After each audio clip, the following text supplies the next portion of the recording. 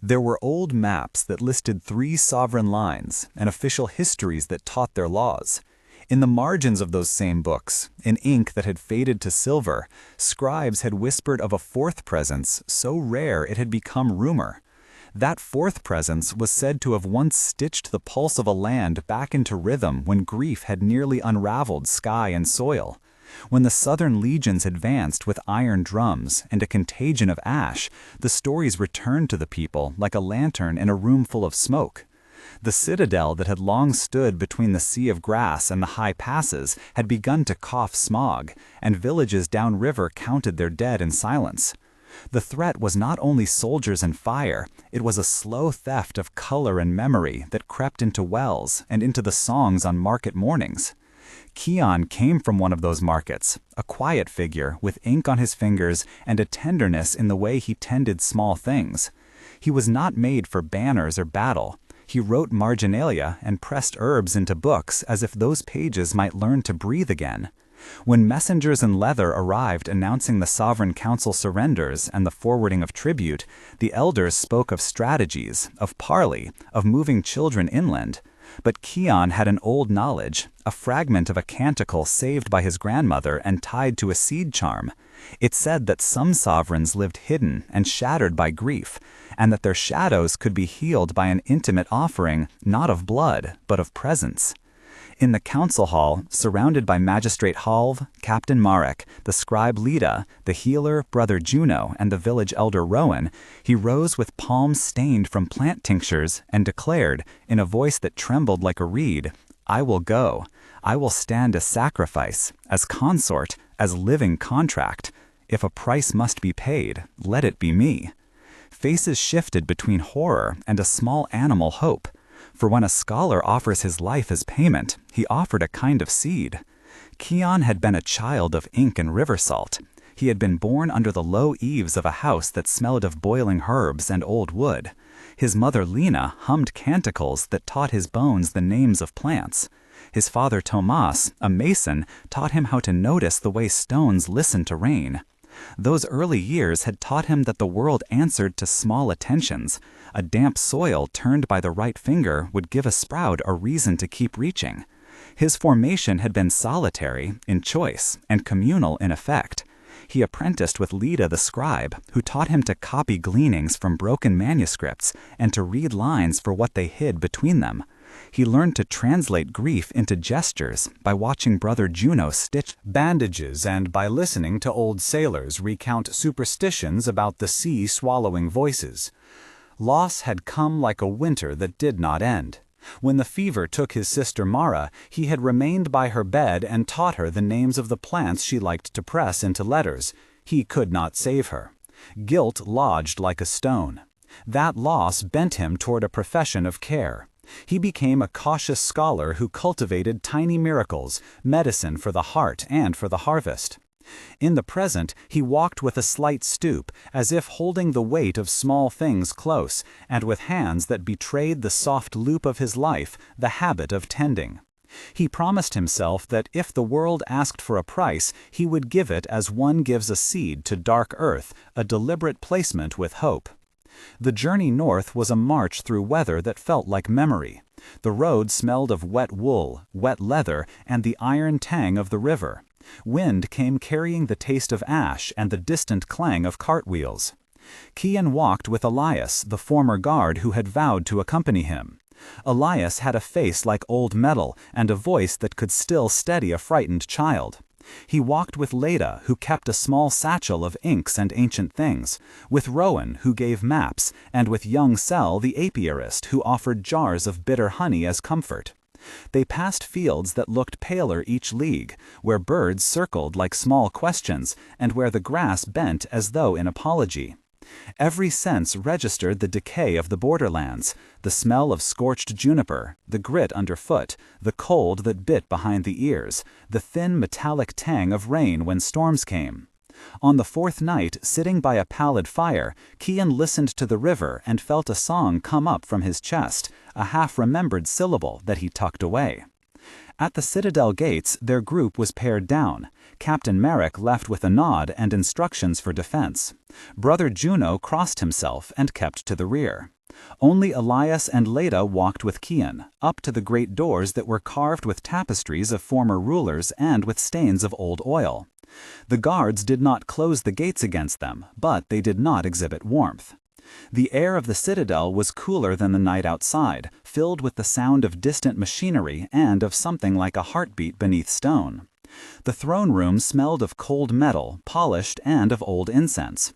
Light came through high slatted windows in strips like silver knives. At the base of a broken dais, a figure sat wrapped in a coat the color of moonlight, but with edges frayed with shadow.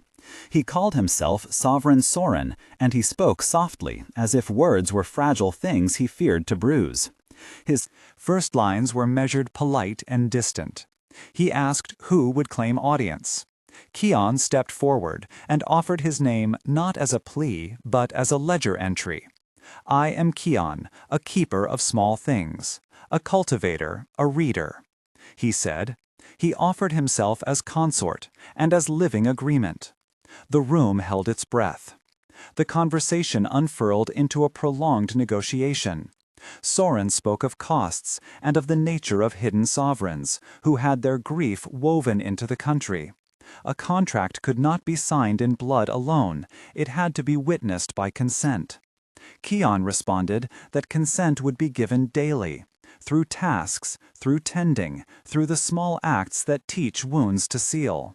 Leda interjected questions about ritual and precedent. Captain Oren, who had been assigned to the hall, answered with a list of securities. Elias translated the peril into practicalities. Magistrate Halv asked about heirs and law. The exchanges multiplied until the spoken pledges became a net. Each voice tightened and loosened the terms. There were 8 to 10 distinct exchanges in that parley, each line carrying double meanings, each question testing limits, each refusal learning to bend. Sensations flooded the scene: the creak of a leather chair, the clink of a signet ring, the sudden cold as a draft swept a candle, the dry scent of old pages, the metallic sweetness of Soren's breath when he first laughed. Kian felt the pressure of history at his back, and the thin, sharp relief of choice in his chest. In the end, the pact was made, not with a stroke, but with an agreement that he would live within the citadel, and answer to the sovereign with daily rites, perform the small acts of tending, read lost texts, offer stories at dusk, and share the bed when the sovereign asked. And Soren promised in turn to allow healing to follow, and to use his influence to halt the southern march, on the condition that Kian's presence would be voluntary and witnessed. At roughly the point where his choice had been recorded and the chamber had escorted him to smaller rooms, a pause for engagement was natural. At this 1/3 moment in the story, the audience might feel a knot in their throats, because choices like Kian's look equal parts madness and mercy. If you were there, which word would you write in the margin to describe your feeling? Courage, fear, madness, love. Start your comment with that single word, and add a line if you wish. I will read and share some thoughts in future videos, because hearing your thoughts helps map how we all weigh sacrifice and devotion. Now, back to the road leading into the heart of the citadel, and to what awaited Kian beyond heavy oaken doors. Life in the citadel unfolded as a slow and delicate education. Kian learned that healing was not a single grand miracle, but a sequence of small hands. The sovereign, his hands were calloused despite his rank, a paradox that made Kian curious. He cleaned the silver trays in the kitchen and read aloud from a brittle codex until Soren asked him to pause and tell him what scent the words evoked. He planted seeds in pots that sat beneath a window that never saw direct sun and tended them with water warmed by the kitchen stove. Everyday ministrations became a form of prayer, sweeping crumbs from a shelf, mending a torn sleeve, reading a poem aloud as twilight pressed into the stones. These acts had textures: the taste of thin broth, the warm steam on his face, the roughness of lacework on a pillow, the sour sting of vinegar when he scrubbed a floor, the whisper of linen as bodies shifted under blankets. Attendants such as Captain Oren, Leda, Elias, Sel, Brother Juno, Magistrate Halv, and Merrick appeared in the routine with distinct roles and reactions. Oren watched with suspicion, then with a slow, grudging respect. Leda catalogued notes and taught Kian to read the ledger of sense Soren favored. Elias became a confidant who spoke in curt sentences that hid concern. Sel sent jars of honey and beeswax through a small chain of servants. Brother Juno visited with poultices and questions about sleep. The household had named others too, such as Rian, a kitchen boy who learned to carve spoons for Kian, and Hessa, the seamstress who mended Soren's tears while humming old songs. The citadel was a theater of small intimacies, where Kian learned to watch Soren when he did not speak, when he did not move, and to plant remedies where silence had left a wound. The backstory of Soren emerged slowly, like an old tree revealing annual rings. He had been born in a season of rain to a line that kept watch over border treaties. His youth had been marked by careful training to wear a crown and to listen to archives heavier than himself. He had loved once a person named Oren, whose laughter had brightened a winter and who had taught him to name constellations by the way they held light. When Oren vanished in a night of broken banners, Soren's sorrow became a fabric that wrapped government, and his rule became quieter and colder. He learned to hide grief under decrees and to answer petitions in measured phrases. His formation into sovereignty had involved ritual and silence, and a slow anorexia of joy. The loss of Oren had hollowed rooms of the citadel, which then filled with things instead of people, metalwork instead of music. Presently he moved through halls with careful economy of step, and with a tenderness that frightened him, because it could open the wound again. Kian saw, in private readings and in nights that dragged like low fog, how Soren's power had become entangled with mourning, how his commands could still make walls bloom or rot based on mood. Those discoveries were a slow unveiling and formed the axis around which their intimacy turned. Tension threaded the household in moments that tasted like iron. Once, during a storm that rattled the shutters, a rumor arrived that a detachment of the Southern legions had turned east and were forcing the river crossings. Captain Oren demanded patrols, and Soren offered a conflicting counsel to hold to treaties. Kian listened to the argument, feel the heat of opposing wills in the small room where candlelight trembled. He remembered Mara's face and saw the margin of choices. He had to decide whether to press for martial readiness or to trust the sovereign's quieter plan. The memory of his sister and the whispered canticle in his pocket pulled him toward an action that felt like betrayal of another kind. In the end, he chose a third path: to walk at night into the stables and help reroute small riverboats using old knots he had learned as a boy. The decision revealed his courage and his fear, and the way small acts could divert a larger catastrophe. The first intimacies between Kian and Soren had their own gravity and small combustions. Their conversations were long and doubled with undertones of ritual discussion. The sovereignty asked Kian how he tasted the world and what rhymes he found in the morning light. They spoke in 8 to 10 exchanges that were sometimes playful, sometimes brittle. The sovereign tested boundaries. Kian named them with quiet steadiness. There were touches that carried old salt and new betrayals. The first touch of hand to wrist when tending a fevered brow was remembered by both as a transgression and as a promise.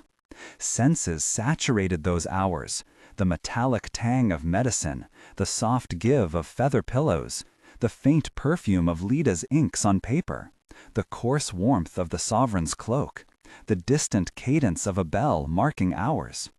The consummation of their closeness did not occur as a single thunderclap, but as a pattern of near confessions, a ritual consummation that unlocked something in Soren, a shudder and a release that was part grief and part relief. A second moment of tension came when a plague of gray rot began to take root in the potted plants on the eastern walkway, plants that once served as a symbol of the citadel's resilience. Kian bent to their soil and felt in his hands the rot's cold and the way it spread like a rumor.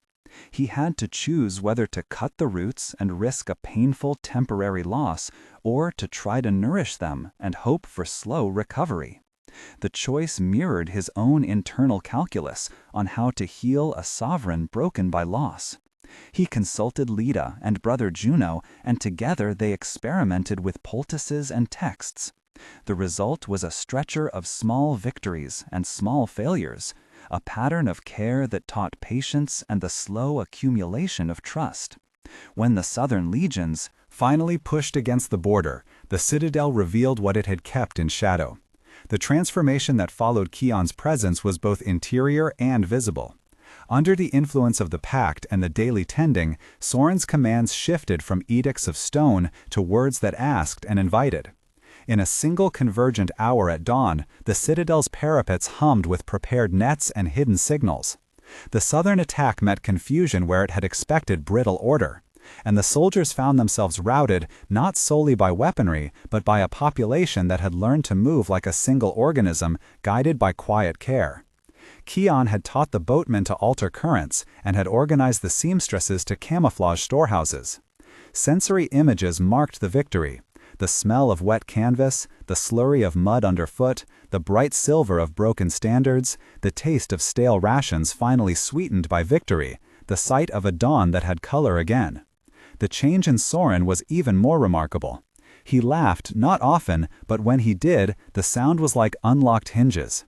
He allowed himself to hold Kian in public and to plant new orders that favored repair and not punishment.